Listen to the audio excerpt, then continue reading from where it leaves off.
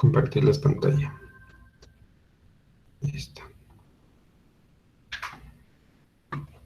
Ok. Entonces, vamos a empezar ya a, pues justo, estamos hablando de un curso de Introducción a la Ingeniería de Software. Entonces, el primer concepto que necesitamos dominar, pues es justamente lo que es la ingeniería de software. Entonces, antes de solo darles definiciones y que se las memoricen y demás, vamos a analizar algunos ejemplos, vamos a ver algunos conceptillos, los vamos a ir ejemplificando uno a uno para que vayamos entendiendo bien qué significa cada una de estas cosas.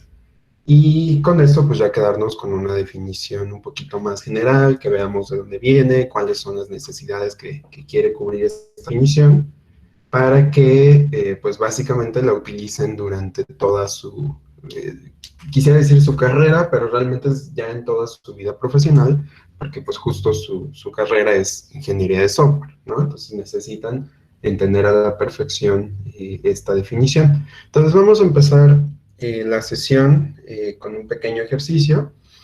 Entonces, yo básicamente quiero un programa que calcule mi sueldo bruto, ¿no? Entonces, ideas de cómo hacer este programa con base en lo que ya saben de IP. ¿Alguna idea de cómo implementarlo? ¿Quién me puede decir? Pueden utilizar el chat, pueden prender el micrófono, lo que ustedes quieran.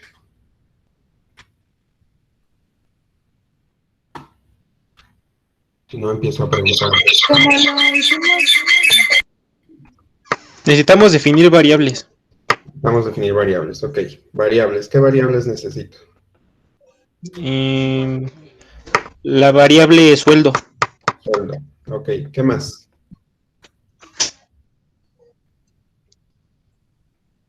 También necesitamos comprender qué es lo que se va a buscar, porque si necesitamos ver todas las prestaciones y descuentos que se le haría al sueldo para que sea el bruto, entonces necesitamos ver si tiene prestaciones, descuentos, tiempos extras. Entonces necesitamos saber las características del sueldo, ¿no? Entonces necesito saber qué prestaciones tiene. Perdón mi letra fea, por eso hago presentaciones. ¿Qué más dijimos? Por ejemplo, los impuestos que le van a cobrar a esas personas. Pero el sueldo bruto no pide impuestos, o sea, es el total, independientemente de los impuestos. ¿Ese no es el neto? Sí, es el sueldo neto. No, el neto ya es con los impuestos descontados, ¿no? Tienes razón. Bueno, si no, solo quitemos los impuestos y ahorita lo pensamos así, ¿no? Ok, algo por ahí pusieron en el chat. Días laborales, muy bien. ¿Y qué más?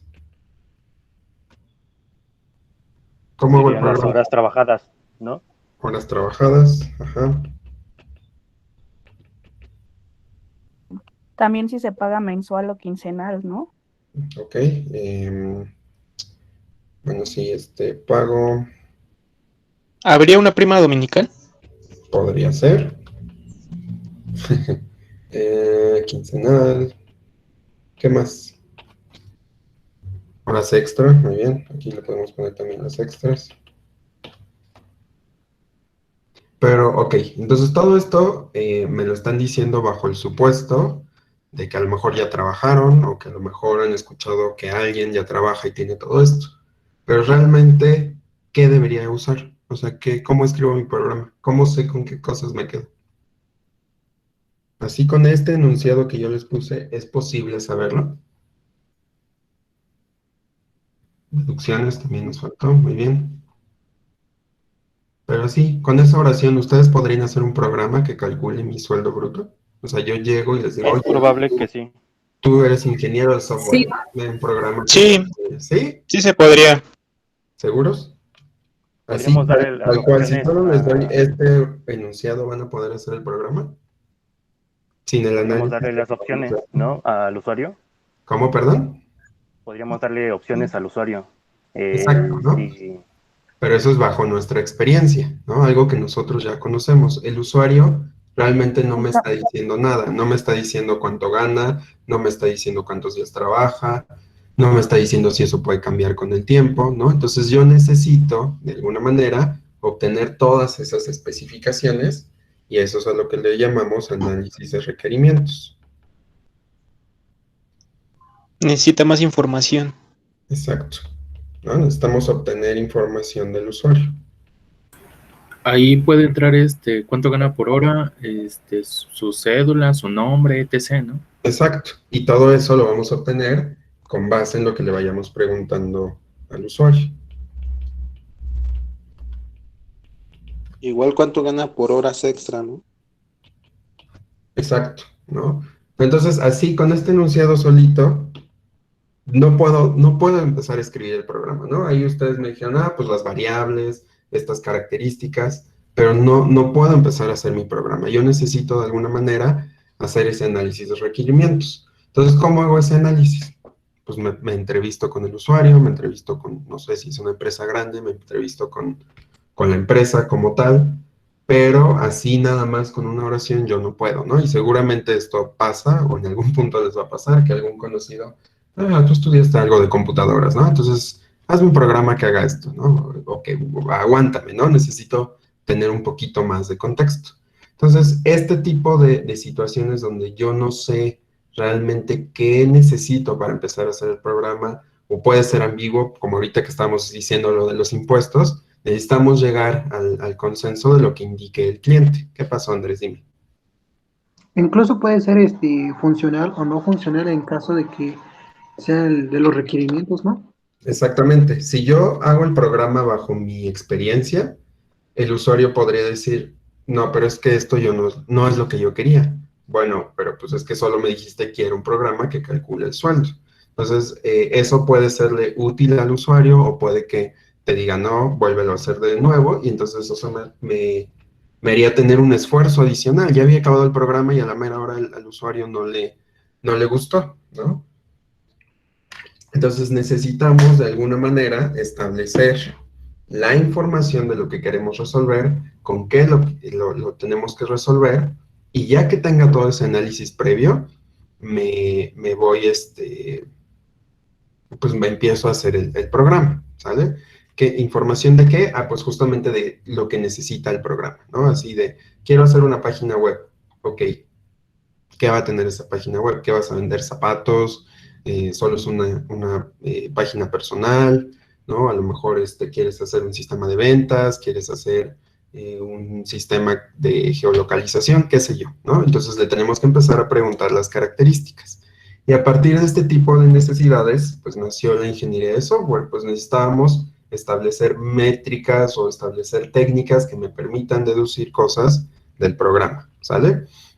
Entonces, más o menos por ahí va la ingeniería de software. No estamos definiendo muy bien ahorita qué es un análisis de requerimientos. Por ahí a lo mejor queda también muy ambiguo a qué me refiero con información, pero el punto es que yo no puedo empezar a escribir un programa si no tengo todo el panorama completo del programa, o del problema más bien, que quiero resolver, ¿sale? Entonces ahora les cambio el ejercicio. Tengo este código. ¿Quién me dice qué hace? Así viéndolo nada más, les doy unos minutitos para que lo vean, lo piensen. Está escrito en Para C. ver si un número es entero.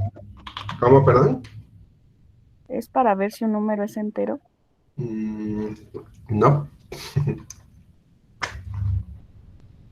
Sí verifica o sí trabaja con números enteros, pero hace más cosas, ¿no? Véanlo. Es una especie de acumulador, pero en lugar de estar sumando, estaría multiplicando la variable i del for. Ok, entonces estamos hablando de que estamos multiplicando números enteros. Entonces, si yo, por ejemplo, le paso el 5, que me va a devolver el programa. Creo que calcularía el número factorial. Exactamente, ¿no? Está calculando. No está escribiendo esto. En un segundo. No está escribiendo esto. Normalmente se traba esto de vez en cuando, entonces ténganme paciencia. Ahí está, ¿no? Entonces, estamos calculando el factorial de un número.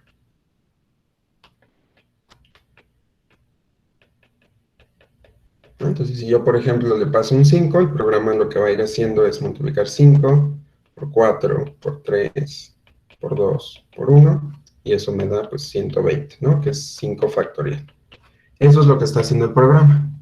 Pero supongamos que a lo mejor alguien de ustedes ya les dejaron este programa en IP o en algún otro curso, y ya tenían esa experiencia, ¿no? Ya vieron que el for está repitiéndose n veces y que está multiplicando ciertos números. Pero si no tuvieran experiencia programando y vieran el código así, que supongo que pasó también en muchos casos, porque pues, nos falta todavía experiencia programando, pues yo no puedo deducir tan fácil qué es lo que está haciendo el programa.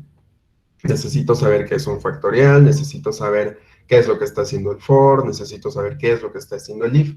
Entonces, ¿qué harían para que este código fuera más comprensible?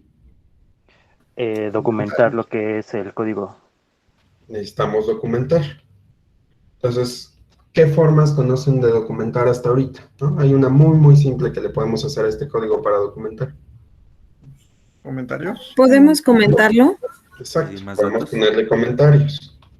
Entonces, con eso yo voy guiando a otros programadores que revisen mi código y me va diciendo, ah, pues mira, esta línea lo que hace es verificar que el número es menor a 0. Y después va a hacer tal cosa, ¿no? Entonces, los comentarios me pueden ayudar. ¿Qué otra cosa han utilizado para documentar? Por ejemplo, en IP. Podría ser los diagramas, pseudocódigos, Exacto, pruebas de ¿no? Los escritorio. diagramas de flujo. Memoria técnica. Exacto, ¿no? Por ahí alguna prueba de escritorio. Y todo esto pues, nos va ayudando a entender un poquito más del problema que estoy resolviendo y pues la implementación ya qué es lo que está haciendo, ¿no? Recuerden que pues esta parte de hacer el diagrama de flujo, diseñar el algoritmo, pues como su nombre lo dice, viene de un análisis de qué es lo que quiero resolver. Entonces la documentación es muy importante, ¿sale? Entonces a lo que quiero ir con estos dos ejercicios muy sencillitos que pues no requieren gran análisis, es que necesitamos dos cosas. Estamos, número uno, una forma de trabajo que me permita construir un programa, que es justamente lo que veíamos en el ejemplo pasado. Ustedes ya me empezaron a dar una lluvia de ideas, y eso está muy bien, pero necesitamos hacerlo todavía de manera un poquito más ordenada, un poquito más estandarizada, para que podamos obtener los requerimientos del usuario de manera mucho más ordenada y que no se vuelva esto un caos, ¿no? Y por el otro lado, ya que estamos haciendo un código, pues necesitamos documentar de alguna manera qué es lo que está pasando. ¿De qué me serviría tener esa documentación? Pues a lo mejor yo estoy trabajando en una empresa, hice todo un sistema y mañana, pues desafortunadamente me cambié de empresa, entonces llega alguien nuevo y le doy el código así sin comentarios, no tenemos diagramas, no tenemos ningún papel que diga que se hizo, pues yo necesito de alguna manera saber qué pasó ahí. Entonces la documentación también es esencial. Y estas son dos tareas que nos van a preocupar muchísimo en la ingeniería de software y que van a estar utilizando constantemente en distintos puntos de la carrera y de su vida profesional. Entonces, la idea es que ustedes vayan tomando distintas materias que les vayan ayudando a entender todos estos conceptos, los vayan refinando para tener mejores análisis de requerimientos, generar mejores documentos y vayan a ir pasando por distintas fases, ¿no? Por ejemplo, ahorita solo estamos haciendo códigos, digamos, secuenciales que yo puedo ejecutar en mi computadora, pero conforme vaya aumentando la complejidad de los programas que ustedes escriban en la carrera, pues ya no va a ser tan útil, por ejemplo, hacer un diagrama de flujo. Ya no me serviría un diagrama de flujo porque tendría módulos y módulos y módulos y esto sería, pues, horrible de estar generando. Entonces tenemos otros tipos de documentación, ¿sale? Entonces, vamos a ver ahora algunas definiciones de lo que es la ingeniería de software. No hay como tal un concepto ya bien establecido así de la definición, ¿no? Hay muchas variantes, pero casi todas estas variantes tienen conceptos que podemos rescatar de cada una. Entonces me escogí estas dos definiciones porque son pues lo más completas posibles, ¿no? Y nos van a poder ayudar a entender pues qué es lo que estoy haciendo, ¿no?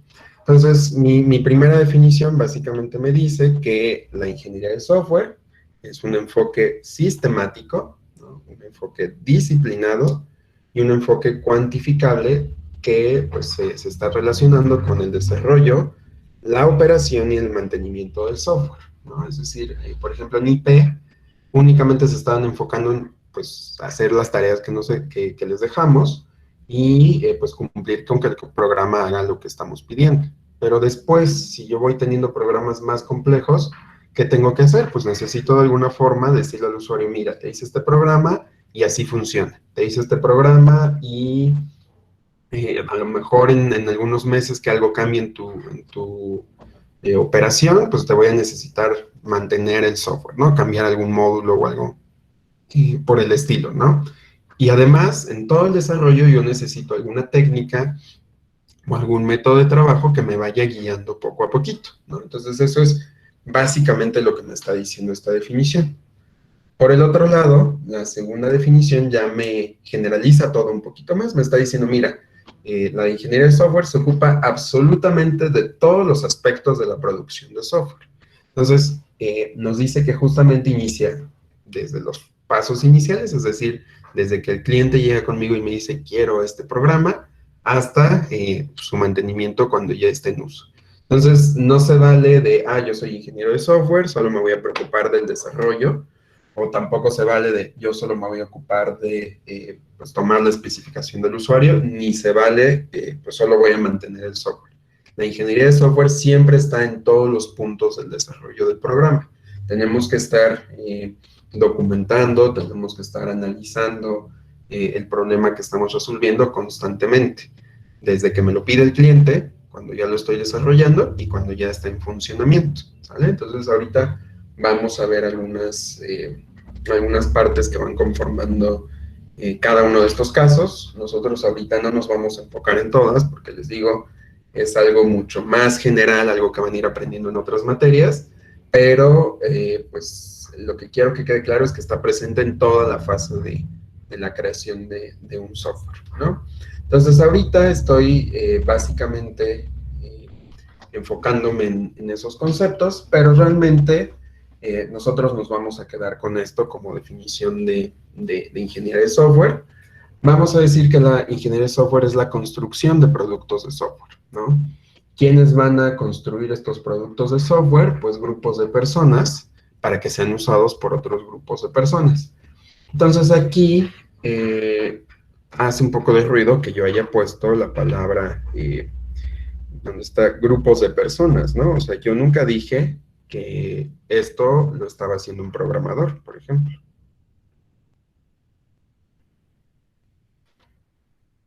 ¿Por qué no le puse tal cual la palabra programador? Porque pues puede que yo no sepa programar y esté en la fase de análisis de requerimientos. Entonces, en requerimientos yo entrevisto a los usuarios sin hacer absolutamente nada de programación y sigo haciendo ingeniería de software. Entonces, por eso le estamos llamando grupos de personas. Entonces, en realidad, en un proyecto de ingeniería de software intervienen varios roles.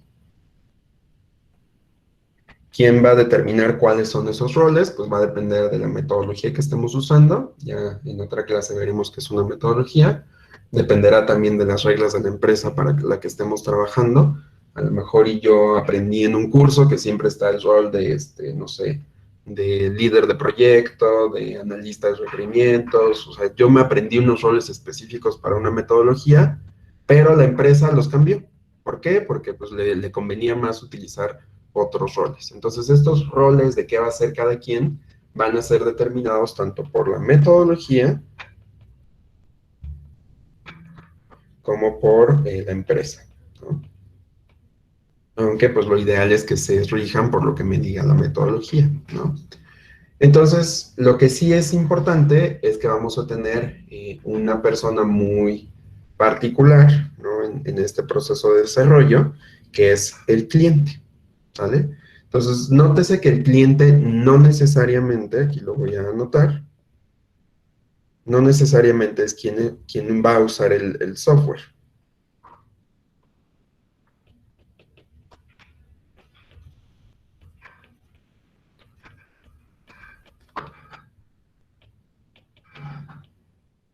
¿Vale? Yo podría ser a lo mejor una empresa que tiene cines en la ciudad, y yo pido un sistema para administrar la dulcería, ¿no?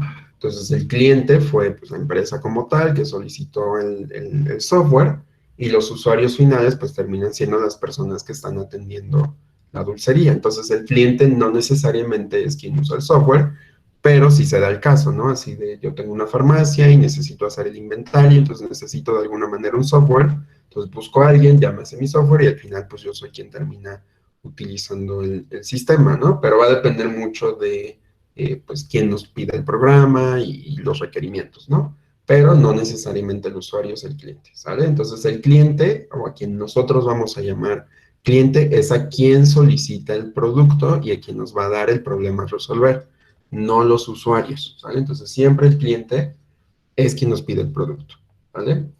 Y luego, pues evidentemente, ya que se hizo toda la toma de decisiones, todo el análisis de requerimientos y demás, pues entonces el equipo de desarrollo va y hace todas las tareas de programación. Puede ser que se tarde un mes, que se tarde 2 meses, el tiempo que se haya calculado, el tiempo aquí es importante.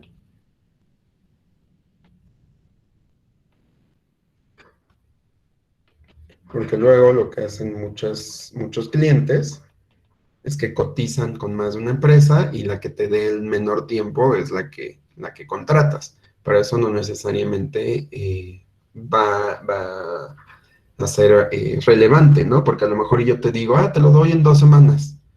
Y ya te lo entregan en 2 semanas, pero está todo mal hecho. Entonces, los clientes también a veces te dicen, mira, yo quiero que lo terminen, o quiero que me digas en cuánto tiempo lo terminan. Entonces, si te dan un tiempo muy bajito, pero no hubo una toma de requerimientos y demás, eso le empieza a causar sospechas al cliente, ¿no? O también, si se tarda muchísimo y no se ve que haya un fin en los requerimientos que se le entregan al usuario, pues tampoco convence mucho. Entonces, es importante que sepamos calcular tiempos, que sepamos describirle estos tiempos al usuario, pero a final de cuentas lo que va a hacer el equipo de desarrollo es construir y entregar el producto, ¿sale? Entonces, esto también nos lo va a regir la metodología que estamos utilizando, ¿no? Nótese que no he definido bien qué es una metodología, ni de qué se compone, ni para qué nos sirve, pero espero que intuitivamente vayan viendo qué es lo que nos va a ir permitiendo definir tiempos, ver quién va a hacer qué cosa, cuántas veces vamos a hacer este proceso, si voy a dividir, ¿no? Entonces, básicamente es como el guión o la serie de instrucciones o la serie de pasos que tenemos que seguir para garantizar obtener un software bien hechecito, ¿no? Entonces, hasta aquí he estado hablando de ingeniería de software, ya vimos un código por ahí, ¿no? Pero realmente no hemos dicho realmente qué es el hardware y el software, ¿no? Entonces me voy a regresar aquí para que no vean mis definiciones. ¿Quién me puede decir qué es hardware? ¿Cuál es la diferencia entre software y hardware? Primero díganme qué es hardware. A ver, dime, Andrés. Serían componentes físicos y tangibles que el usuario o persona puede tocar para dar órdenes al software. Exactamente. Un ejemplo de hardware. Teclado. El teclado, el mouse, el monitor, ¿no? Es todo lo que nosotros podamos tocar. Si yo lo puedo tocar, es hardware, ¿no? Los circuitos, las teclas, las USBs, todos estos conceptos que yo puedo tocar es hardware, ¿no? ¿Y software? ¿Qué es software? Todas las aplicaciones que uno puede utilizar. Exactamente, ¿no? Es lo que no puedo tocar. Por ejemplo, ahorita estamos utilizando Meet, no la puedo tocar, pero pues es un software que me está resolviendo un problema particular, que en este caso es pues, hacer una videollamada y poder ayudarnos a la comunicación, ¿no? Entonces, siempre esas palabras son clave en el software, ¿no? Digo, entre hardware y software. Siempre que alguien les define esto, les dice, el hardware es lo que puedo tocar, es decir, todo lo que es tangible, y el software es lo que yo no puedo tocar. Por ejemplo, los sistemas operativos, como Word, no, Word no es un sistema operativo, pero como Windows, como el sistema operativo de Mac, ¿no? Linux, ¿no? O ya aplicaciones un poquito más particulares, su aplicación de Instagram, su aplicación de Facebook, TikTok, qué sé yo, ¿no? Entonces, todas estas herramientas, siempre es importante que yo las sepa clasificar, porque no es lo mismo resolver un problema de hardware que un problema de software, ¿no? De hecho, nosotros, o más bien ustedes, se van a enfocar mucho en estudiar el software desde un punto de vista, pues, de la ingeniería de software, ¿vale? Entonces, es importante que tengamos claro qué son estos dos conceptos. Entonces, les voy a poner un video que pues es básicamente una profesora de la Facultad de Ciencias. Ella es Hanna Octava, no sé si han oído hablar de ella. Ella es básicamente la pionera de la ingeniería de software en México, ha hecho distintas metodologías y demás, y entonces en este video nos platica sobre, pues básicamente qué es la ingeniería de software. Nada más que no sé si estoy compartiendo la pantalla con audio. A ver, déjenme detener la presentación.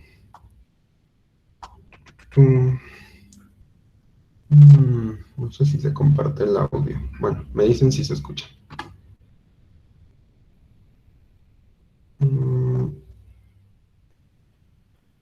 Sí, no, les compartí mal la pantalla. Ajá.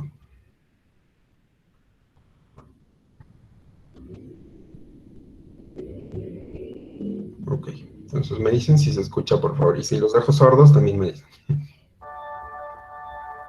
¿Sí se escucha? Sí, se escucha, profesor. ¿Cómo? ¿Sí se escucha? Va, entonces lo voy a poner y ahorita seguimos.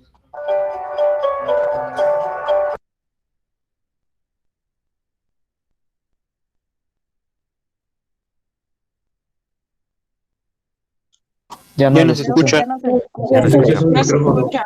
Con ellos. Creo que fue porque apagué el micrófono. Para mandar un mensaje o para tomar una foto y mandarla a Instagram.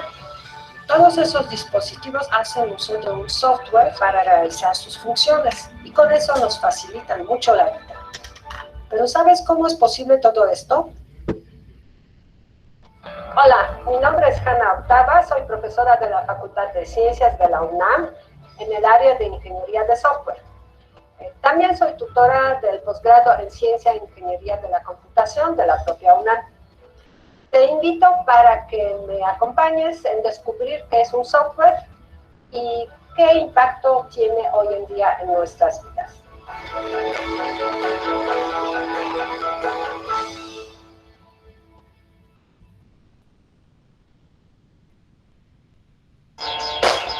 El software es una parte que no podemos ver de un dispositivo tecnológico, pero de él depende su funcionamiento. Es como el cerebro de un dispositivo. Los componentes físicos son el hardware, como por ejemplo el teclado de tu computadora o la pantalla de tu cel. A diferencia de esto, el software son los programas informáticos que permiten que el hardware realice tareas específicas. Como puedes ver, el software es algo fundamental para los dispositivos, ya que es el intermediario entre una máquina y un ser humano.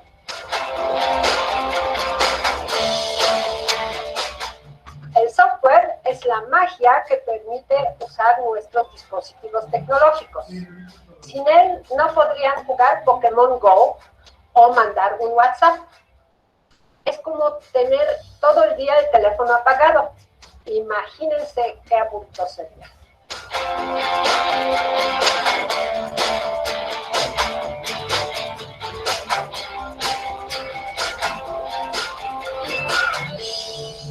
Los usuarios solo pueden introducir datos y activar eventos del dispositivo. Por muy inteligente que sea tu smartphone, no realiza las llamadas solo. Debes decir a quién llamar y presionar el icono de llamada. El software se encarga de traducir esa información para el dispositivo y así éste puede cumplir la tarea específica que el usuario quiere. En este caso, comunicarte con el contacto.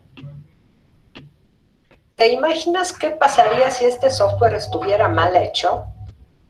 Si estuvieras mandando un mensaje de WhatsApp a tu novio y la conversación se copiara automáticamente a tu papá. Es por eso que el software debe de cumplir exactamente con las funciones para las cuales fue creado. Ahora que sabes qué es el software y cuál es su importancia en nuestras vidas, veamos cómo se hace software. A eso se dedica la ingeniería de software. La ingeniería de software proporciona la receta de los pasos a seguir para crear un software de calidad. Todo comienza con una idea y son los ingenieros de software quienes la convierten en realidad. Un ejemplo de software exitoso es una aplicación llamada Snapchat. Seguro que has escuchado de ella. Pues comenzó con la idea de Evan Spiegel, el creador de la aplicación, que quería compartir fotos y mensajes que solo fueran visibles durante pocos segundos.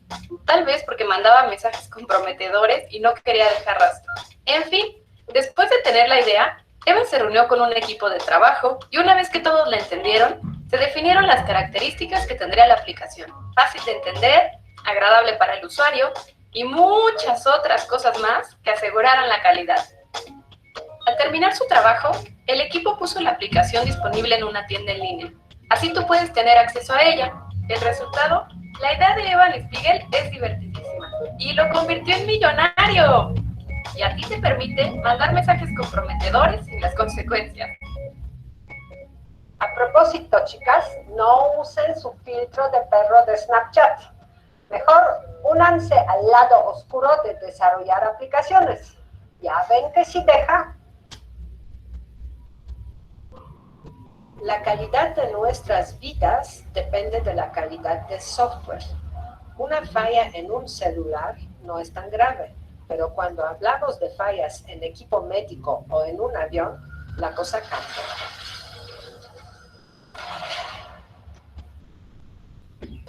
Una de las primeras asociaciones en México enfocada en fomentar la calidad de software fue la AMSIS, Asociación Mexicana para la Calidad en Ingeniería de Software, fundada en 1999 por un equipo de trabajo conformado en su mayoría por mujeres, Gloria Quintanilla, Guadalupe Ibargüengoitia y yo, Ana Octava.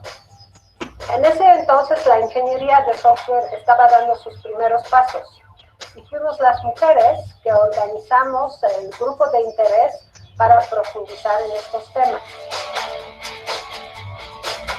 La ANSIS tuvo grandes logros en México. Uno de ellos, la creación del primer diplomado en calidad de software. Pero de eso hablaremos más adelante.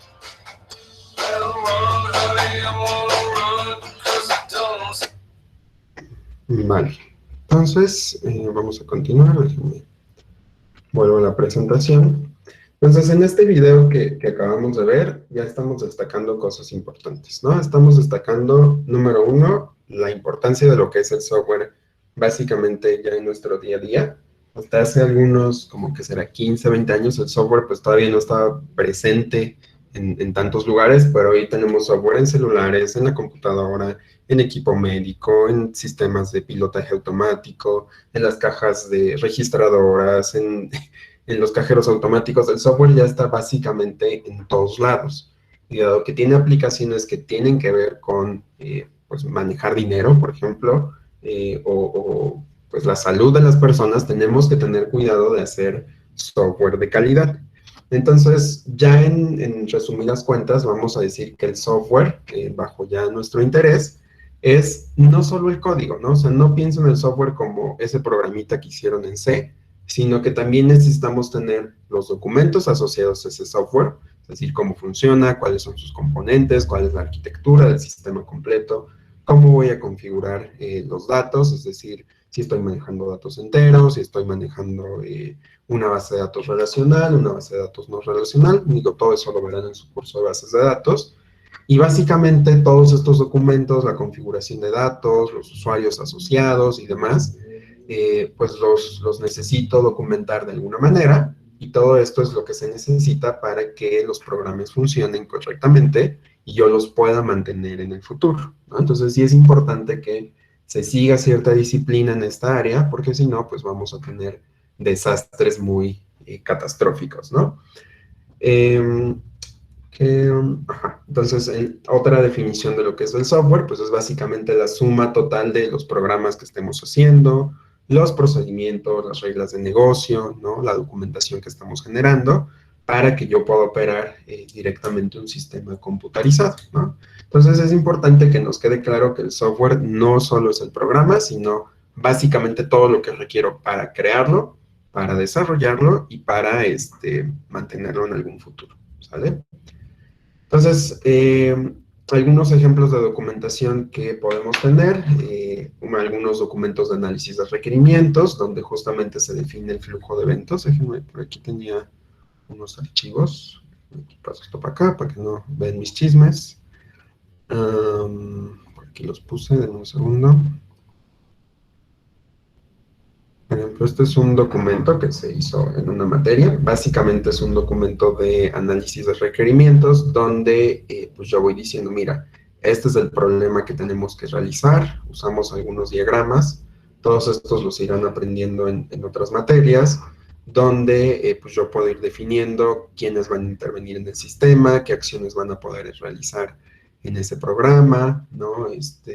Los términos que se van a utilizar en el programa. Por ejemplo, este era un sistema para, me parece que era para una plataforma de educación, ¿no? Entonces necesitaba saber quién era un alumno, quién era un tutor, quién era un visitante, ¿no? Entonces aquí vienen básicamente las definiciones involucradas, ¿no? Se recomienda siempre tener, pues, este glosario para que todos estemos en el mismo canal, algunos diagramas de caso de uso para que yo sepa exactamente qué va a pasar. Digo, todo esto no lo vamos a ver con mucho detalle, pero es un ejemplo de cómo tengo que ir documentando básicamente mi programa y a poner algunas pantallas, entre otras, ¿no? Muy comúnmente cuando estoy haciendo un análisis de requerimientos, se recomienda ir haciendo estas pequeñas maquetas a los usuarios para que más o menos vayamos viendo si le estamos entendiendo, ¿no? Aunque no tengamos la definición, así de, mira, tú me dijiste que necesitas mostrar el perfil del usuario, que quieres mostrar su calificación,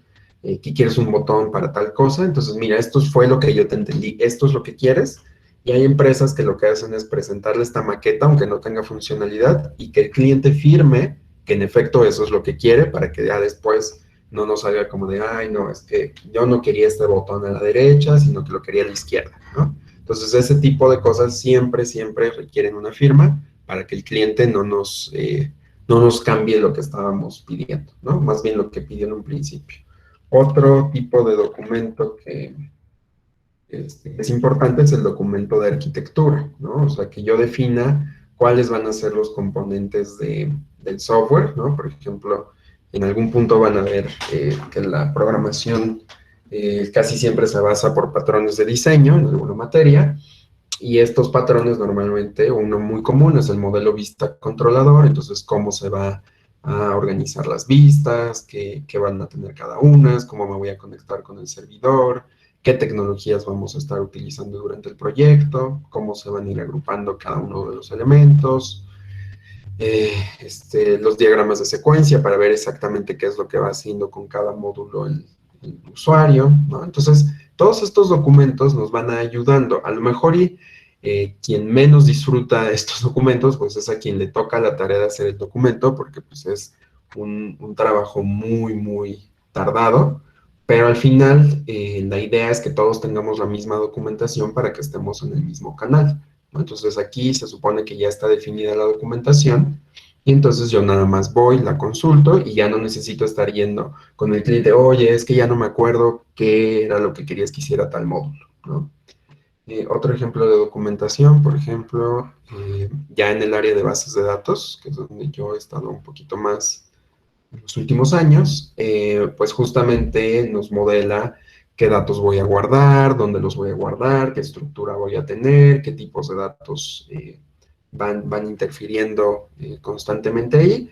Entonces, como ven, tenemos muchos tipos de documentación. Digo, aquí les estoy mostrando algunos, hay muchísimos más, ¿no? Que poco a poco los van a ir conociendo, pero aparte, pues van a depender también de la metodología que estemos usando, y como les dije en algún punto, depende también de lo que establezca la empresa, ¿no? A lo mejor ustedes, como comenté hace rato, en una materia les dicen, siempre tienes que tener esta y esta parte, pero en la empresa luego los cambian ligeramente bajo las necesidades que requieren, ¿no? Por ejemplo, una metodología que anda muy popular en muchos lados, pues es Scrum, y pues cada empresa pues no es lo ideal, eso hay que aclararlo, no es lo ideal irla manipulando, pero muchas empresas la manipulan a su conveniencia, o incluso hay empresas que se inventan, o bueno, no se inventan, definen sus propias metodologías porque pues el tipo de negocio requiere algunos cambios ligeramente, ¿no? Entonces, el software tiene que tener algunas características, ¿no? Hasta ahorita hemos hablado del software como pues algo que no puedo tocar, pero ¿qué características tiene ese software, ¿no? Entonces vamos a decir que, número 1, esto ya lo habíamos dicho, el software es intangible, es decir, no lo puedo tocar y es básicamente un concepto abstracto, ¿no? No está restringido por propiedades materiales, por ejemplo, no se puede derretir mi software, no está regido por las leyes de la física, no pesa, no puedo hacer nada que la física me diga con el software, tampoco tiene reglas de manufactura en el sentido de que requiera un aparato especial, bueno, salvo la computadora, pero toda una infraestructura para poderlo crear, ni necesito unas grandes fábricas para poder hacerlo, y en ese sentido nunca se dice que el software se fabrica, sino que se desarrolla, ¿sale? También el software tiene que ser fácilmente modificable. ¿A qué nos referimos con fácilmente modificable? A que si en unos años yo quiero una versión mucho más pues potente o que cumpla otras necesidades, yo lo puedo integrar fácilmente. Pero esto es también una desventaja porque yo podría corromper ese sistema, ¿no? Es decir, pues es muy fácil de hackear si es fácilmente modificable. Entonces también necesitamos conceptos de seguridad para evitar que pues, nos hackeen, ¿no? También está hecho para evolucionar, como les decía, de hecho eso está ligado a esta propiedad, en el sentido de que pues puede ir cambiando conforme las necesidades de los usuarios. A lo mejor yo ya tenía un módulo bien funcional, pero cambió un poquito la empresa, entonces necesito integrar nuevos procesos, ¿no? Y pues está hecho para que yo lo pueda cambiar. Y algo que también es importante es que el software no se desgasta. A lo mejor yo tengo pues un software que publiqué o que saqué, no sé, en los 90s, que es lo que pasa, por ejemplo, en las grandes empresas, que a veces cuesta migrar a nuevas tecnologías, pero tengo un software que sigue funcionando, tiene sus mismas reglas y pues no se va a desgastar, ¿no? O sea, no es como, no sé, un lápiz que se va desgastando poco a poco, el software sigue ahí sin gastarse, pero lo que sí puede ocurrir es que se puede ir deteriorando. ¿Cómo se va a deteriorar un software? Pues si no le voy dando mantenimiento, a lo mejor y yo le puse una tecnología que era la versión 2 y nunca le di mantenimiento y hoy en día ya hay una tecnología que es la versión 8, que ya arregló parches de seguridad y demás, entonces pues no puedo, ahí el software se está deteriorando. O también, a lo mejor yo le di un mantenimiento, le añadí un nuevo módulo y le metí un defecto por ahí, ¿no? Entonces hay que tener mucho cuidado en cómo vamos manipulando software que ya está hecho para que pues no se vuelva de mala calidad, ¿no?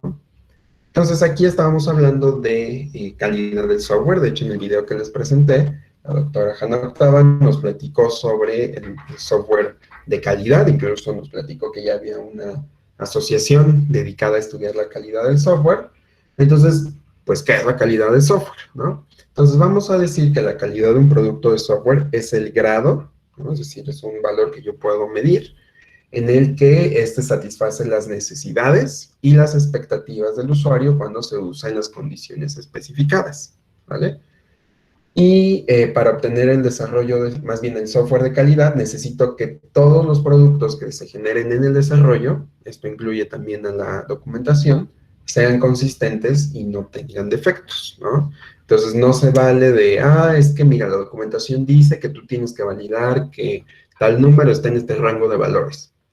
Y ya que lo esté programando, me lo voy a saltar, ¿no? Entonces, ¿qué puede pasar? Pues eso me puede generar algún cálculo mal, puedo hacer un cálculo de dinero erróneamente y eso puede ocasionar que una empresa pierda millones de datos. Entonces hay que tener mucho cuidado con garantizar la calidad. Entonces, para garantizar la calidad, siempre hay que hacer todo de manera consistente para que no tenga defectos, ¿no? Y esto habla también de la parte ética que tenemos como desarrolladores de software, ¿sale?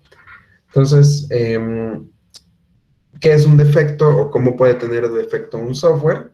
Pues vamos a decir que un defecto es básicamente un error cometido por un desarrollador. Esto es importante porque esto puede llevarnos a la cárcel. Justamente porque el defecto, si yo lo estoy poniendo yo como desarrollador.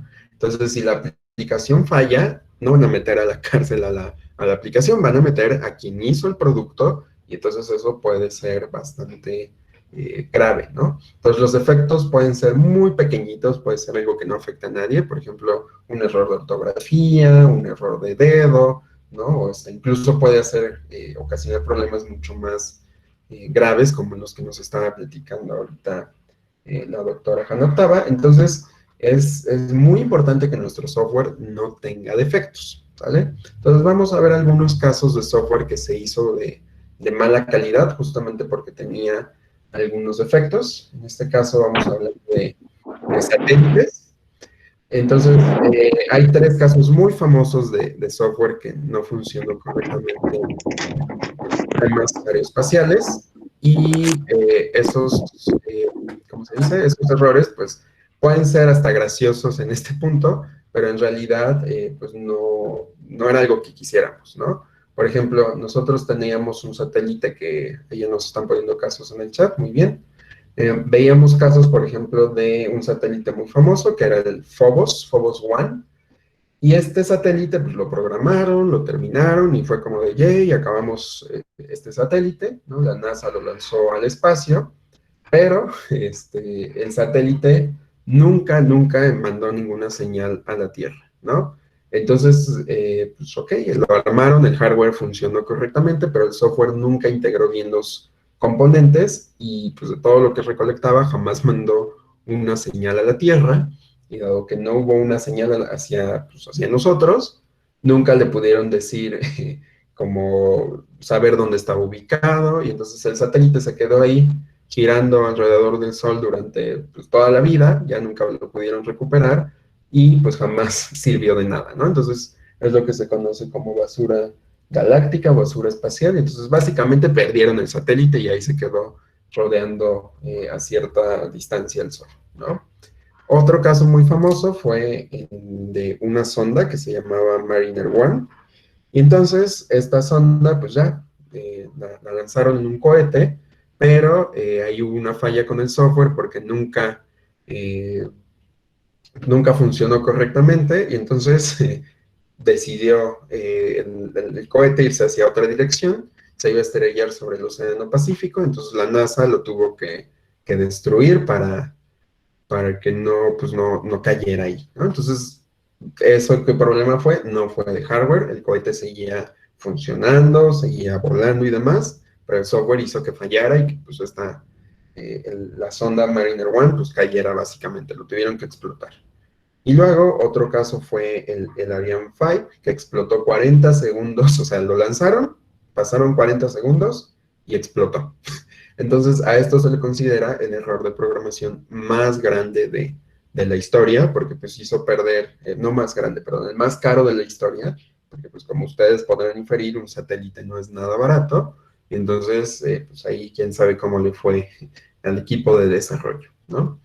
Entonces, estos son 3 casos de la NASA. Ahí ya vi que nos están poniendo otros en el chat.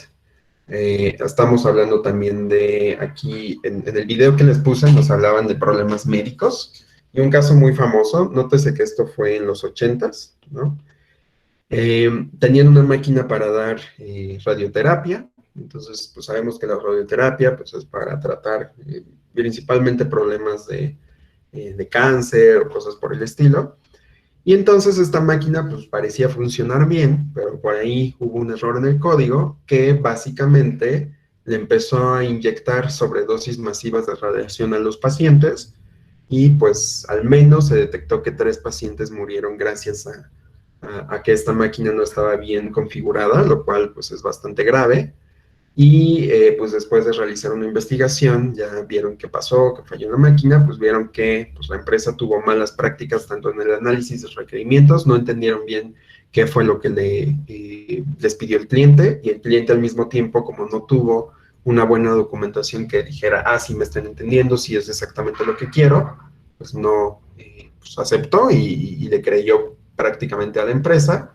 Y pues esto, el análisis de requerimiento estaba mal, entonces pues llegó a que el diseño de software pues también terminó completamente mal, y pues esto cobró vidas, ¿no? También tenemos otros casos, por ejemplo, ya en términos de algoritmos de inteligencia artificial, por ejemplo, hace algunos años, tiene como, ¿qué será? 7, 10 años ya casi. No sé si han utilizado Google Fotos, ¿no? Esta plataforma clasifica imágenes y entonces empezó a clasificar a la gente de color como gorilas, ¿no? Y eso, aunque suene chistoso, pues es bastante grave porque está hablando de pues, temas de discriminación, de odio racial, ¿no? Entonces queremos evitar que el software también haga eso. Si el software está haciendo eso es porque un programador le plasmó su perspectiva del mundo, ¿no? Entonces tampoco queremos que el software esté regido bajo lo que piensa un programador, ¿no? Los bugs, justamente en los videojuegos, también se consideran errores de programación. Luego pasa en algunos juegos que vas caminando y de repente se queda ahí el personaje atorado y ya, por más que uno se regrese, salte o demás, ahí ya, ya valió el programa. Y eso a lo mejor y no es grave, ¿no? Porque estamos hablando de un videojuego, pero también es un error de software de mala calidad. O cuando pasa también que ustedes están en Facebook y de repente se traba alguna página, a lo mejor no pueden subir una foto y demás, pues nuevamente son pequeños defectos que tiene el software, pero pues que pueden ir pues, incrementando gradualmente, ¿no? O sea, aquí me están hablando justamente de videojuegos, que es pues, supongo que el software con el que más interactúan directamente, pero pues, como les digo, esto puede causar muchos problemas graves, ¿no? Entonces, hay que evitar siempre el software de mala calidad, ¿vale? Entonces, ¿cómo le hago para saber si mi software es de buena calidad? Pues vamos a tener dos técnicas muy importantes, que son justamente la verificación y la validación. Entonces, básicamente yo puedo verificar que un software está libre o que tiene una buena calidad, básicamente revisando que no tenga defectos introducidos por el desarrollador. Entonces, aquí tenemos varias técnicas de verificación. Hay algunas que se conocen como el análisis estático, ¿no? Y por ahí hay algunas cosas también un poquito más formales o matemáticas, que pues no vienen al caso ahorita, pero nada más para que sepan. Y como analizadores estáticos les puedo mencionar, por ejemplo, a Frama-C, a SonarQube. No me acuerdo si SonarQube se escribe así o así. No, ahorita lo buscamos. Y básicamente este software lo que hace es yo le doy el programa y va verificando o lo va analizando estáticamente y va viendo, mira, aquí estás usando una variable que jamás mandas a llamar, ¿no? Entonces, ok. Mira, aquí estás usando un if, pero esto podría ser usado con un switch, por decir algo, ¿no? Son tipos de consejos que nos van dando estas herramientas y nos ayudan a que no haya defectos. En este caso estamos hablando de defectos como de escritura o de eficiencia del programa. Pero también tenemos que ver que no haya errores como de lógica, ¿no? O sea, por parte del desarrollador. Entonces también tenemos otras herramientas por ahí, ¿no? Y también tenemos la parte de validación. La parte de validación está más bien asociada con lo que se conoce como pruebas unitarias, ¿no? Por ejemplo, yo ya sé que el promedio digamos, de 10 y 8 es 9, ¿no? Entonces yo voy a hacer una prueba para ver que mi programa que calcula el promedio, pues en efecto me dé 9 con estos casos. Entonces validar justamente consiste en eso, ¿no? Yo valido que el software hace exactamente lo que el usuario espera que haga. Y si yo quiero validar que hace lo que espero que haga, pues justamente tengo que hacer por ahí pruebas unitarias, ¿no? Hay otras técnicas, por ejemplo, también hay algunas empresas que crean lo que se conoce como matriz de pruebas. Entonces se van tomando cada uno de los requerimientos del cliente y al cliente le preguntan, ¿qué esperas? ¿Qué vas a ingresar aquí? ¿Qué esperas que te devuelva? Y tenemos ahí a los famosos QAs que todo el mundo odia, porque el QA pues lo que quiere es justamente garantizar la calidad del software. ¿Y por qué les digo que todo el mundo odia? Porque justamente tú acabas tu programa y entonces se lo pasas al área de QA y QA te dice, uy, no, tu módulo no hace bien esto. Entonces, vuélvelo a corregir, ¿no? Y entonces ahí te van levantando defectos tras defectos, de manera que pues el programa al final termine lo más decente posible. Entonces, casi todas las empresas se centran en validación, ¿vale? Pero hoy en día ya pocas empresas van poco a poquito integrando ya también esta parte de verificación para evitar que los programas pues causen errores mucho más dañinos o malos para lo que estemos vendiendo, ¿vale? Entonces es importante que cuidemos la calidad del software. Entonces, si queremos un software de calidad, que ya vimos que se compone de... profe, se me fue en internet algún tema que me perdí. Estábamos hablando de calidad, pero de todos modos acuérdate que estoy grabando todo. Entonces, cuando acabe la sesión puedes regresarte y ver ese cachito que te perdiste, ¿va? Si no, ahorita van saliendo dudas. Cualidades del software o qué características debe de tener el software. Pues básicamente necesitamos que el software, ya vimos que garantice la calidad, y eso lo voy a garantizar si no tiene defectos. Queremos que tenga su buena documentación, que sea todo el producto de software, y entonces para hacer eso necesitamos que cumpla con estas cualidades. Entonces la primera cualidad que tiene que cumplir el software es lo que conocemos como idoneidad funcional. ¿A qué me refiero con esto? Pues es justamente el grado en que el producto de software proporciona las funciones que cumplen con las necesidades, ya sean que nos la diga directamente, así explícitamente el cliente, quiero esto, o alguna implícita que nosotros detectamos que necesitamos para cumplir esa necesidad del cliente, y obviamente que se cumplan cuando se utilizan las condiciones especificadas. Entonces, básicamente lo que nos dice esta cualidad es que queremos que el software cumpla en un grado bastante alto lo que nos está pidiendo el software, o que cubra las necesidades establecidas por el cliente, ¿vale? Por otro lado, queremos eficiencia en la ejecución, ¿no?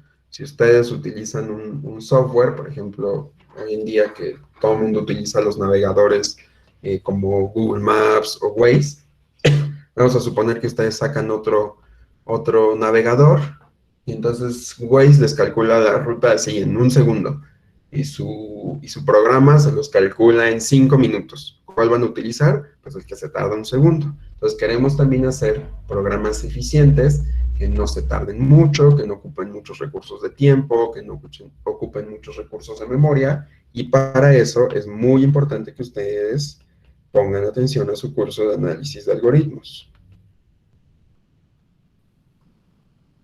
Quienes ya lo llevaron, pues saben que es un curso medio pesado, pero es elemental, porque nos permite ver cuánto tiempo tarda en ejecutarse un algoritmo. Por supuesto, no medimos tal cual en segundos, luego verán eso en ese curso, o si ya lo llevaron, pues ya lo conocen un poquito. Y también queremos que no gaste memoria. Hoy en día casi nadie se preocupa por la memoria, pero sí es algo que tiene que preocupar cuando estamos hablando de que vamos a manipular miles y miles de datos, ¿no? Por ejemplo, aquí muchas veces vienen asociados con los datos, y hoy en día pues ya hay algunas áreas de estudio como el Big Data, ¿no? O la ciencia de datos. Pero pues también nos tenemos que preocupar por la memoria que consume. Esto es en cuanto a espacio de almacenamiento, ¿no? Pero también nos tenemos que preocupar en cuánta memoria RAM, por ejemplo, está consumiendo nuestro programa, ¿no? No sé si les ha pasado, por ejemplo, a mí me pasa cuando utilizo Zoom en Linux, poco a poco se empieza a alentar mi máquina, y eso está ocurriendo porque el programa está ocupando demasiada memoria, y en algún punto pues tengo que estar cerrando cosas para que mejore, ¿no? Y así hay otras herramientas. Por ejemplo, luego, sobre todo ahorita que están hablando de videojuegos, hay juegos en el celular donde uno está ahí bien a gusto jugando, y de repente uno empieza a sentir como el celular se empieza a calentar y calentar y calentar, y eso ocurre justamente porque el programa está consumiendo demasiada memoria RAM, ¿no?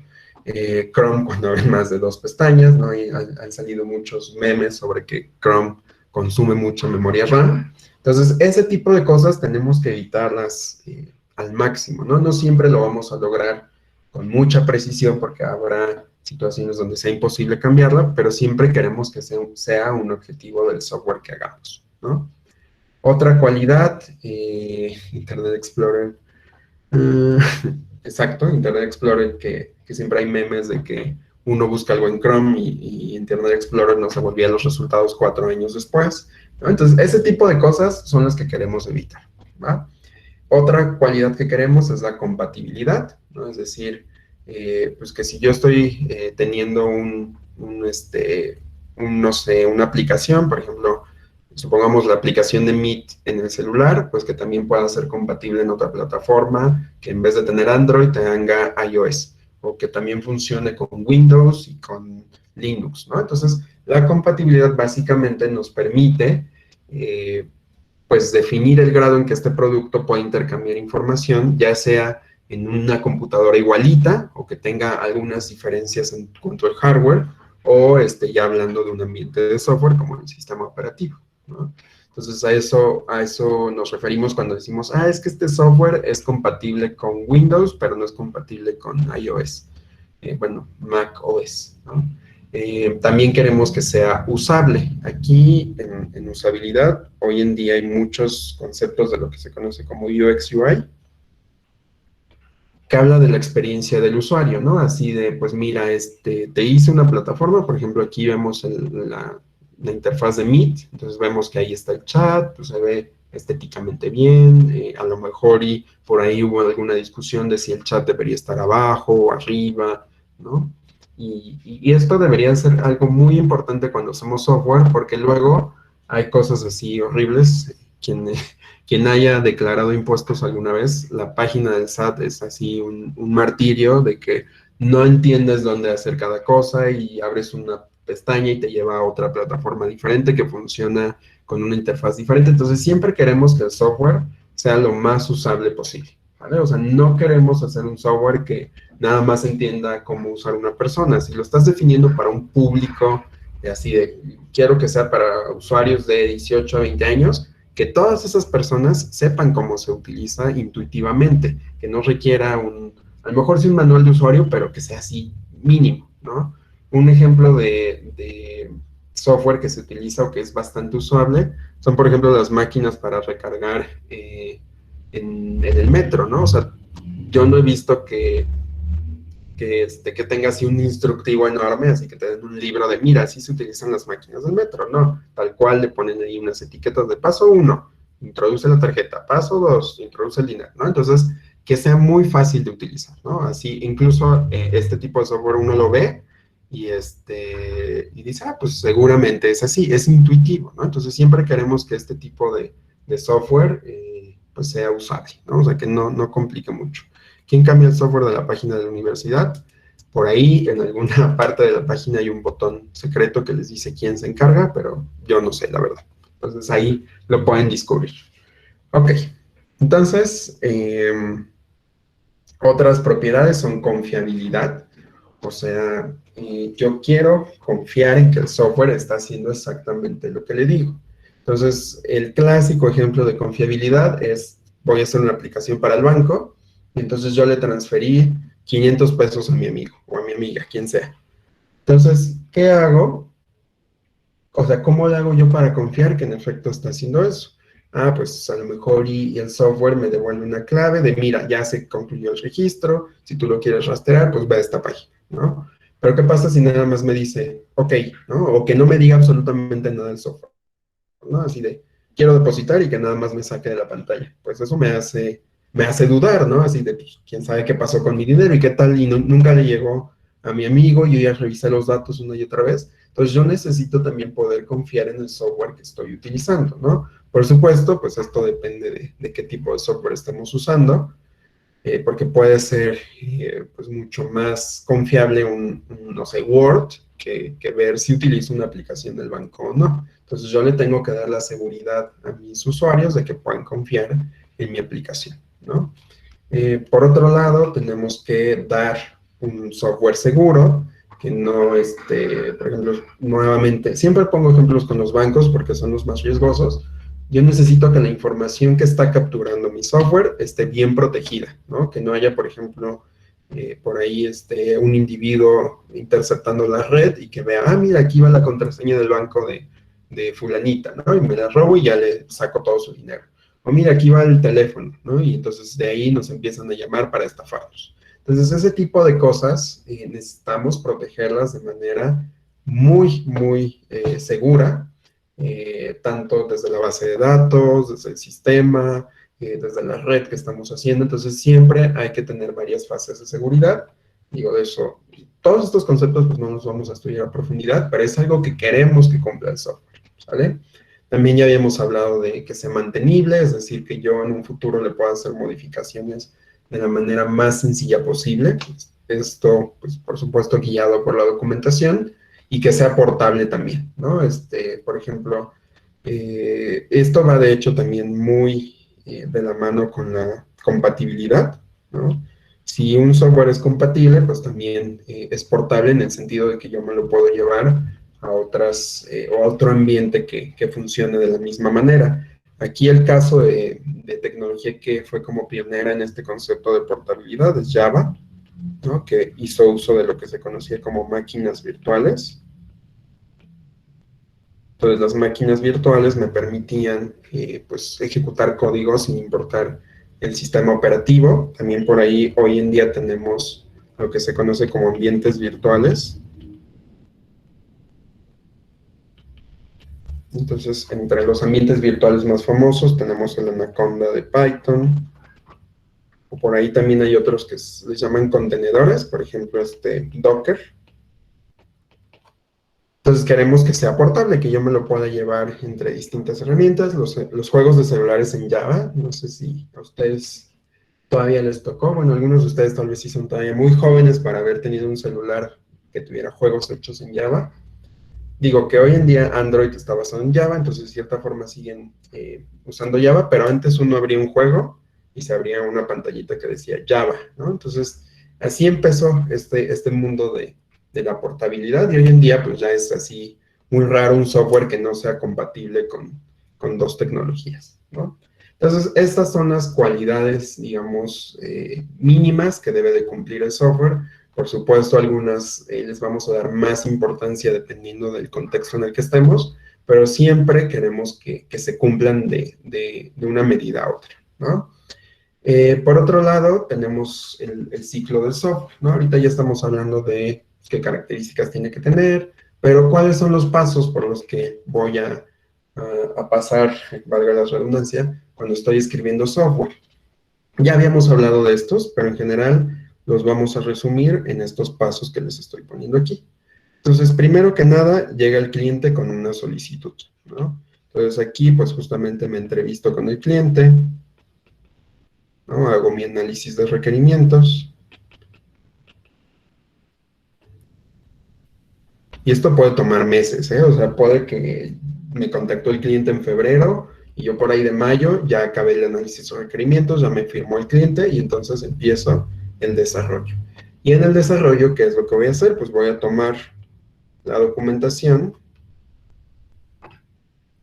que feo estoy escribiendo, perdón, y esa documentación se genera en el análisis de requerimientos. Entonces, en el análisis de requerimientos yo ya tengo cómo va a estar estructurado el software, qué tecnologías voy a usar, qué base de datos, cuál es la estructura de la base de datos, qué voy a hacer en cada módulo, quiénes van a ser los usuarios. Dime, Paula.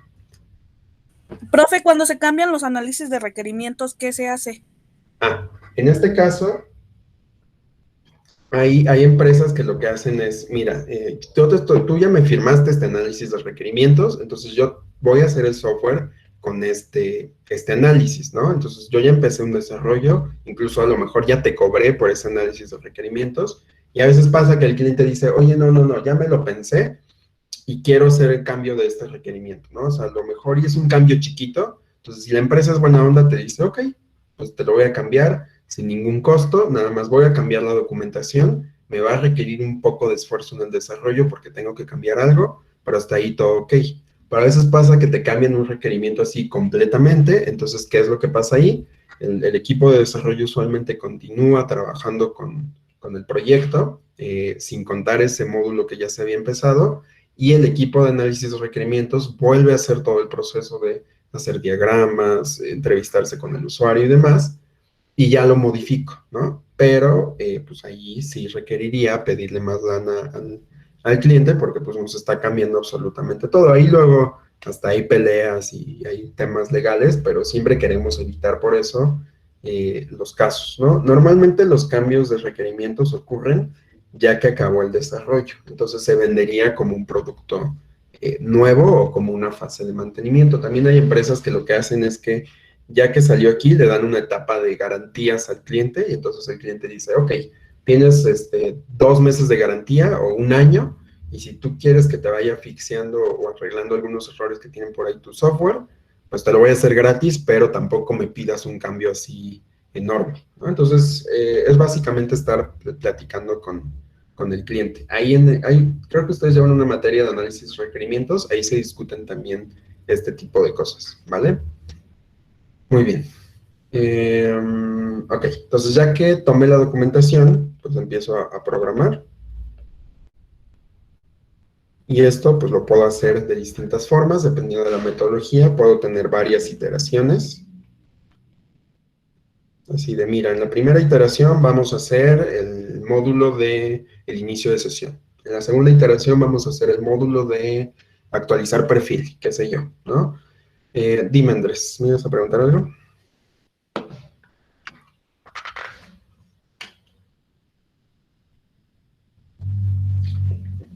¿No? Ok, si quieres vale escribiendo y ahorita te respondo. ¿Es cierto que los programadores realizan los trabajos individual o grupal? Va a depender justamente del proyecto. En este curso vamos a empezar con una metodología de trabajo individual, pero lo usual es que siempre tengamos un equipo de programación, porque si no, les van a pedir un sistema tan grande que esto pues no lo logra hacer una persona, ¿no? Entonces, una persona se encarga de la interfaz del programa, otra persona se encarga de darle un comportamiento, es decir, una persona hizo el botoncito y otra persona hizo la acción que va a ocurrir cuando hago el botoncito, ¿no? Entonces aquí es justamente donde empiezo a definir los roles, ¿no? El desarrollador front-end, el desarrollador back-end, el desarrollador de bases de datos, o si estamos hablando de celulares, el desarrollador de Android, el desarrollador de iOS, ¿no? Entonces siempre se recomienda que haya grupos de programadores. Es muy raro que te den un proyecto a ti solito, ¿no? A menos que sea así un programa muy, muy sencillo, te lo asignan, pero casi siempre te ponen a trabajar en equipo. Y por eso es importante tener la documentación, porque si yo estoy trabajando solo, bueno, más bien en equipo, y yo entendí algo, pues cuando lo integremos todo, porque esa sería la última fase, pues ya va a ser un desastre, ¿no? Así de, oye, tu interfaz no hace match con mi programa, y ahí empiezan las peleas, y se mete hasta el equipo de Cuba de, oigan, yo les dije que hicieran esto, y ahí es un rollo, por no decir otra palabra, cuando estamos integrando cosas. Ahí está uno a las 3 de la mañana de, oye, ya es compatible tu paquete, ya es compatible este módulo. Entonces siempre hay que seguir la documentación lo más que se pueda para evitar este tipo de situaciones, ¿no? Entonces ya, por fin, dio la luz nuestro proyecto, el cliente ya nos firmó de, sí estoy contento, esto sí funciona, va. Entonces ahora vamos a la etapa de operación. ¿Quiénes son los que van a operar el software? Pues justamente los usuarios para quien fue especificado el software. Por ejemplo, volviendo a las máquinas del metro, el usuario ya serían los usuarios del metro, ya empiezan a usar las máquinas, ya pues, nos recarga bien la tarjeta y demás. Y aquí en esta fase es justamente cuando empiezo a detectar errores o defectos, ¿no? Así de, mira, la verdad es que cuando yo hice el software, no nos dimos cuenta que aquí podía haber un error, ¿no? Así de, híjole, si el usuario le pone un billete de 50, la máquina se equivoca y le recarga 500, ¿no? Entonces, eso también es grave. Entonces, ahí es donde justamente yo empiezo a detectar nuevos defectos y viene la parte de mantenimiento. Normalmente las empresas de software te venden el producto y te dicen, ¿quieres pagar también el mantenimiento? O sea, si no te dan garantía, te ofrecen así, vendo tu software, pero también puedes pagar un mantenimiento por si algo sale mal en algún punto. Normalmente le llaman garantías para que no suene a que, oye, yo te voy a hacer un software chafa y entonces si detectas ese error, te voy a dar mantenimiento. Suena mejor decirle garantía para que si algo sale mal, pues no suene a que nos equivocamos nosotros, ¿sale? Dice, también ya están desarrollando para recargar. Exacto, ¿no? Ya se va a poder descargar desde la app y les aseguro que las primeras semanas van a empezar a detectar defectos, ¿no? Siempre pasa, siempre que sale un nuevo software, por lo general se saca una versión beta para que pues algunos clientes selectos o algunos usuarios selectos prueben qué va a hacer esta aplicación y entonces pues puede ir detectando errores. También ahí ocurre que haya que hacer pruebas de usabilidad para que, ya que esté en operación, pues no tenga los defectos mínimos, ¿no? Y luego, ya que por fin vivió años y años, por ejemplo, quienes usan el Metrobús, la máquina del Metrobús no era así en un inicio, ¿no? Incluso antes la pantalla ni era como tan gráfica, era una pantallita verde que tenía botones ahí, como los relojes digitales, así más o menos eran las máquinas de recarga del Metrobús.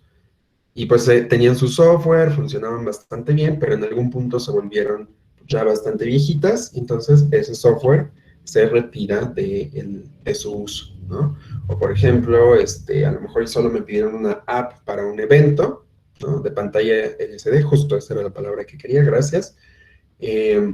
Por ejemplo, me pidieron un software para un evento, ¿no? Yo quiero controlar los asistentes y demás, pero pues nada más va a funcionar en el evento. Entonces, cuando acabe el evento, saco pues, del público o de que se está utilizando este software, ¿no? Otra pregunta, ¿qué es la versión beta en las apps? Normalmente el software se va sacando por versiones. Bueno, depende de la empresa también. Por ejemplo, yo trabajé en una empresa que sacaba varias fases que les llamaba Gold y Silver, ¿no? Silver era la etapa como de plata. Entonces era un software que todavía podía tener errores, pero que le decían, mira, ya lo puedes empezar a utilizar. Entonces necesitamos que, pues, si le detectas un error, nos vayas diciendo.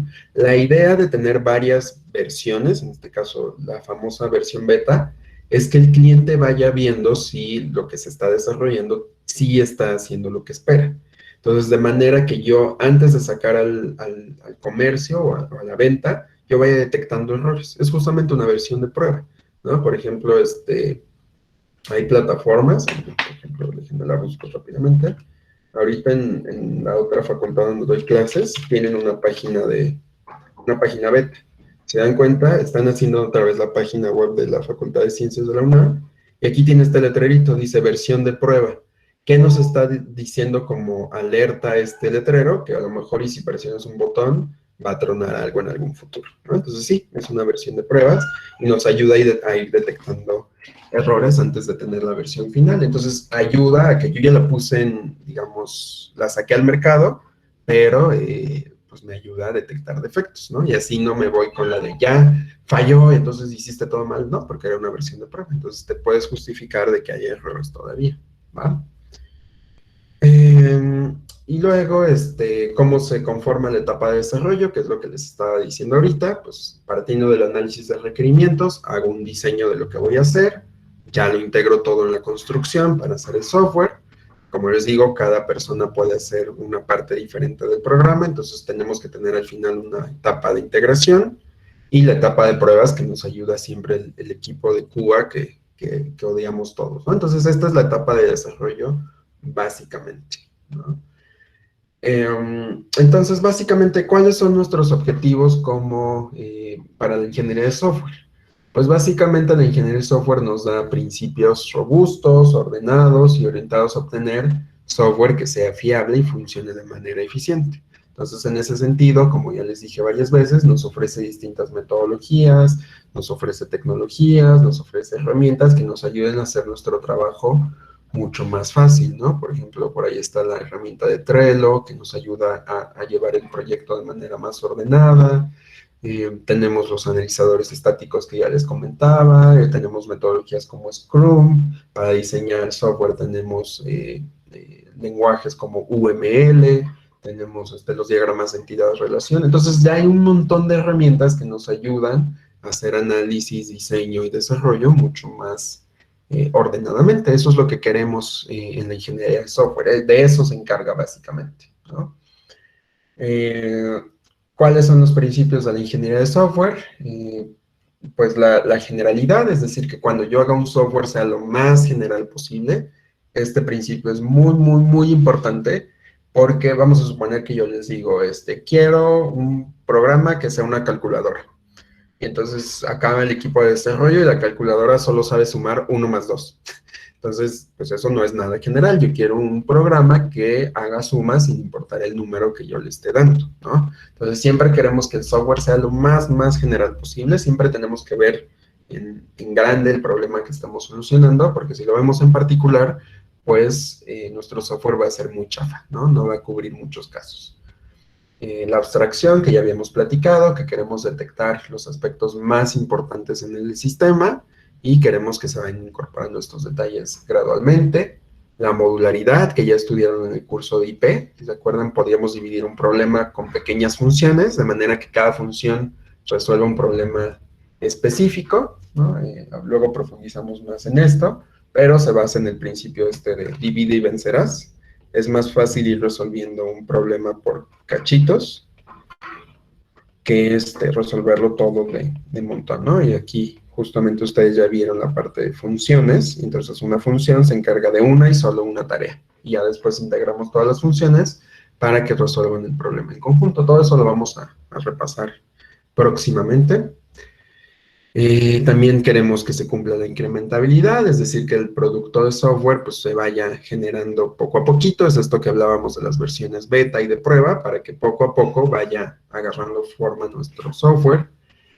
Separación de conceptos, que viene pues, justamente asociada también con la modularidad, es decir, manejar distintos aspectos del problema, manejándolos por separado. Anticipación al cambio, es decir, que yo no diseñe el software de manera que solo funcione sin esa versión, sino que yo vaya previendo, mira, mejor extraigo esta variable para que yo la pueda modificar en caso de que me pidan esta otra cosa, ¿no? Entonces, siempre tener en mente que el software puede cambiar, o que me pueden pedir nuevas versiones, o que me pueden pedir mantenimiento, y queremos que eso sea lo más sencillo posible. También por eso la documentación me va a ayudar a que cuando ya vaya a hacer un cambio, pues sepa por qué se tomó X o Y decisión en el diseño, ¿no? ¿Qué relación tiene la ingeniería de software con otras disciplinas? Esto es importante porque cuando trabajen van a estar conviviendo con gente de muchas carreras con enfoques en computación que tienen distinta formación, y entonces normalmente nos relacionamos con los ingenieros en sistemas. El ingeniero en sistemas por lo general comprende, va más allá de cómo diseñar el software o qué debe cumplir el software, va más del lado de la tecnología que estamos utilizando, ¿no? El diseño y construcción de los componentes de software, el hardware, de sistemas de cómputo que controlan las computadoras. O sea, básicamente estudia los sistemas que ya están hechos y la tecnología que se está realizando. También tenemos a las ciencias de la computación, que se ocupan de las teorías y métodos que fundamentan a las computadoras y el software. Por ejemplo, ustedes llevan una materia de teoría de la computación. Todo esto pues viene dado de las ciencias de la computación. Las matemáticas pues van muy asociadas a la ciencia de la computación porque pues dan los fundamentos básicamente de dónde viene la programación. La administración de proyectos, necesitamos tener un proyecto bien ordenado, entonces necesitamos interactuar con gente que conozca sobre estas áreas, que tengan buen manejo de proyectos. La administración de calidad, que ya vimos que es algo muy, muy importante. Entonces, casi siempre todas las empresas tienen un área de calidad y no necesariamente son ingenieros de software, ¿no? También tenemos la ergonomía del software, es decir, lo que hablábamos hace ratito de la usabilidad, ¿no? Queremos que este software sea agradable de usar y que sea fácil de aprender por los usuarios. Las áreas de conocimiento que involucran la ingeniería de software y que van a ir explorando poco a poquito en su carrera son los requerimientos, el diseño, la construcción, el mantenimiento, ¿no? Y pues hay distintas áreas, ¿no? Aquí les puse como las principales, pero pueden ir habiendo muchas, ¿vale? Entonces hasta aquí lo voy a dejar, y de hecho ya no tenía opción porque ya se me acabó la clase. Entonces, no sé si tengan alguna duda, todo bien, no los he perdido. La clase ahorita fue un poquito más teórica, pero ya la clase de mañana vamos a hacer cositas de programación, entonces, pues espero que ahí haya un poco más de acción en la clase, ¿no? Entonces, ¿todo bien? ¿Vamos bien? ¿No nos hemos perdido? Sí, profe. Sí, todo bien. Todo bien, profe. Podemos visualizar. Todo bien. Sí, perfecto. Va, entonces, si no hay dudas, continuamos el mañana y pues ahí nos vemos, ¿vale? Cuídense mucho, que tengan bonita tarde. Gracias, profesor, igualmente. Gracias, profesor. Igualmente.